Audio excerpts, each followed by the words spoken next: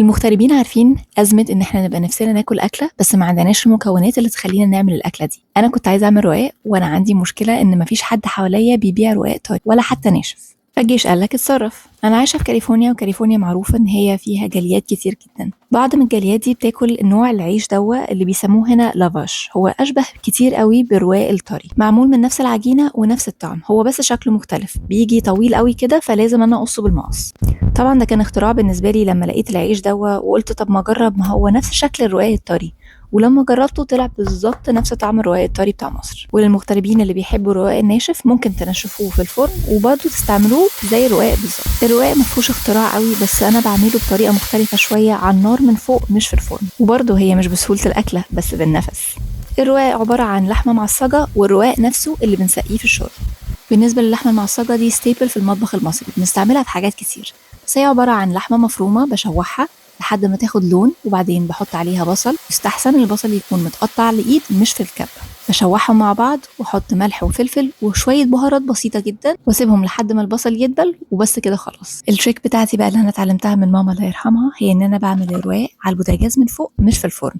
اسهل كتير واسرع كمان. في طاسه تكون بايد وكبيره شويه، بدهنها بالسمنه وابتدي ابل ورق الرقاق في الشوربه اللي انا مجهزاها. طبعا الشوربه تكون سخنه. بعمل 3 أو 4 ورقات بالكتير عشان ما تبقاش تخينه قوي، وبخلي بالي ان الورق ما يبقاش مهري من الشوربه، يا دوبك بس يتبلوا شويه صغيرين. ممكن بدل ما تبلوا كل ورقه لوحدها تحطوا الورق ناشف في الطاسه وتاخدوا بالكبشه وتسقوه فوقيها. بعد كده بحط اللحمه المعصجه في النص، واي زيادات عندي من الورق بحاول ادخلها لجوه شويه عشان ما تتحرقش. واروح مكمله باقي الطبقات، ابلها برضو بله بسيطه، واروح حطاها فوقيها. 3 أو 4 طبقات بالكتير قوي. ولو ما عندكوش شوربه لحمه او فراخ ممكن تستعملوا مرقه. بتاكد ان كل الجوانب تاكت ان كده عشان ما تتحرقش برضو، وبدهن الوش بسمنه. بعد كده احطها على حراره ميديوم لو هيت، يعني ما بين المتوسطه والهاديه. بحاول ارفعها كل شويه، واول ما تاخد لون حلو اروح قلبها.